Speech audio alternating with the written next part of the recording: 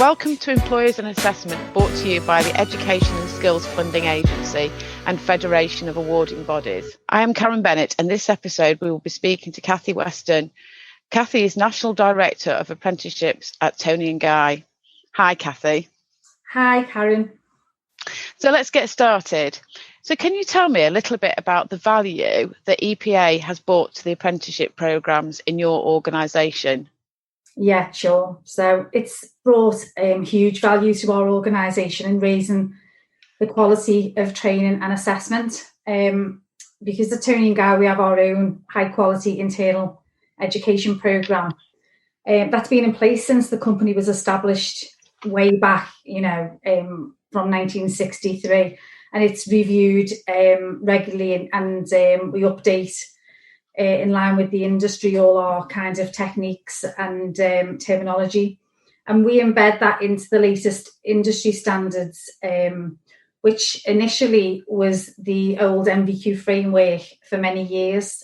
Yeah. To be honest with you, the framework qualification wasn't really valued in the company. It was seen to be of a lower standard to the internal training.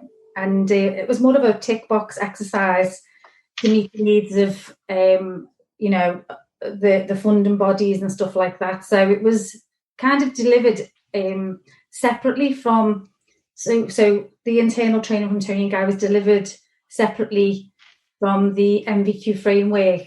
And then kind of in 2008, when we had a national contract, we merged it together as best we could.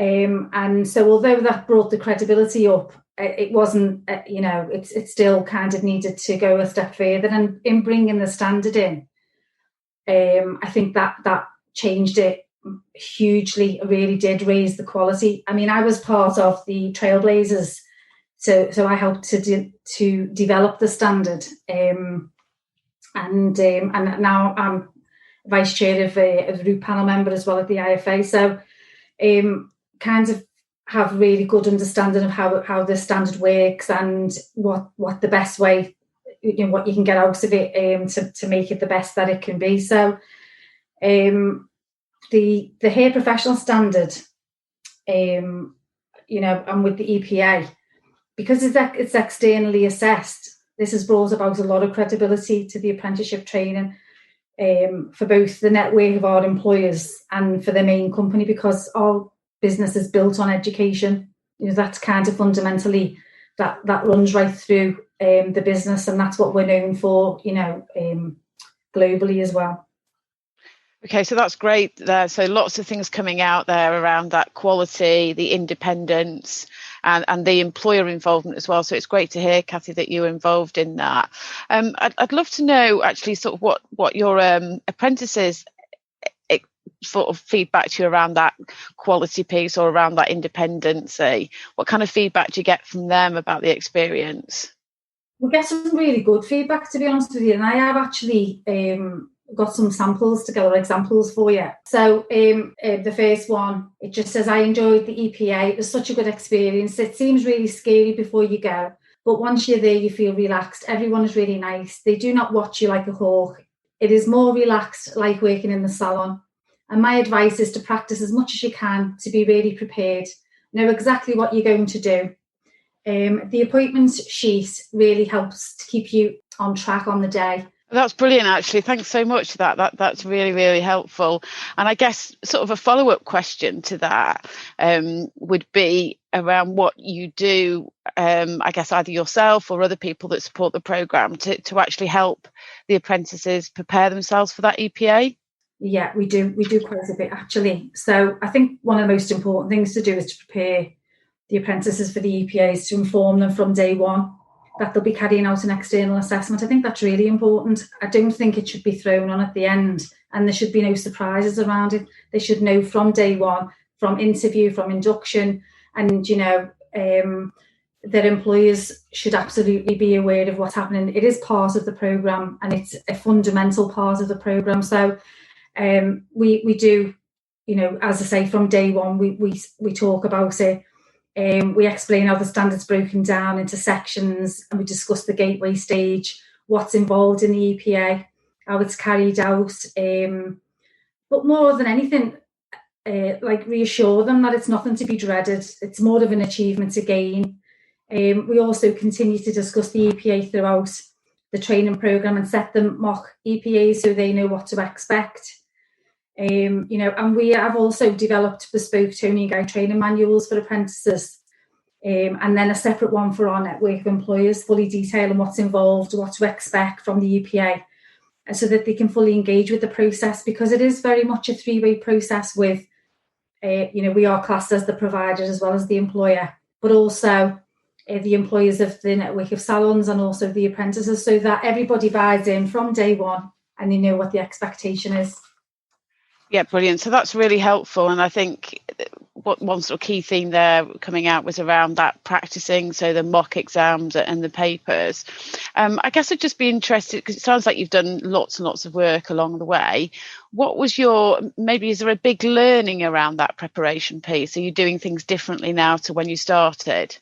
I think so, yeah. I think, we knew quickly that we would have to put something in place in regards to developing them bespoke manuals. At first, we kind of just thought, we'll put a piece of work together that meets the endpoint assessment standard, and kind of, I think what I'm trying to come from is that we looked at it very much as it was part and parcel of the standard, which it is. But actually, we then knew we needed to go away and make it really detailed and bespoke to each party who were involved in it, So we've built on that as we've gone along, and also throughout the standard and the endpoint assessment, because we have training manuals separately for the standard. We've thoroughly embedded the Toni and Guy training into it as well. So when they come to take their endpoint assessment, they'll obviously follow the awarding organisation's criteria and the standard itself, but actually it's also part and parcel of Toni and Guy, so the terminology and the techniques and stuff like that. So yeah, I think we've learned from that. Brilliant, thank you. So I guess finally, and we've already covered some lessons, but finally, what lessons can you share with other organisations about how you've worked with endpoint assessment organisation throughout your apprenticeship programme? Okay, so like I said before, we are both the employer and the provider, and so therefore we control all of the training and the assessment internally.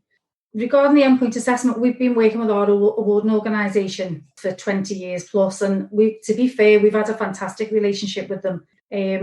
That said, when we initially started the process of booking the EPAs, we had some teething problems with them. That's all. It's well sorted that now, and we have a great relationship we have key people that we speak to within the organisation, and I think that's really important, so that you don't feel you're getting passed about, and that these people who are booking the endpoint assessments actually do understand what type of a business you're from, because at one point they were saying, somebody could come in on a Saturday, and we were like, well, Saturday's the busiest day in the hairdressing salon. And it's getting that sort of background intelligence of the business. Okay, so that's really useful as well. And I think what I'm hearing here is as well, it's, the endpoint assessment piece is really new, and it's about working together with your endpoint assessment organisation to plan. There will be things that crop up that you'll need to learn from and do things differently, but the importance of planning. I think the other thing that really interested me there is about both the endpoint assessment organisation and the employer and the provider working together to understand the employer needs. I think that's a really good point around, the training's not being on a Saturday. So that's really, brilliant.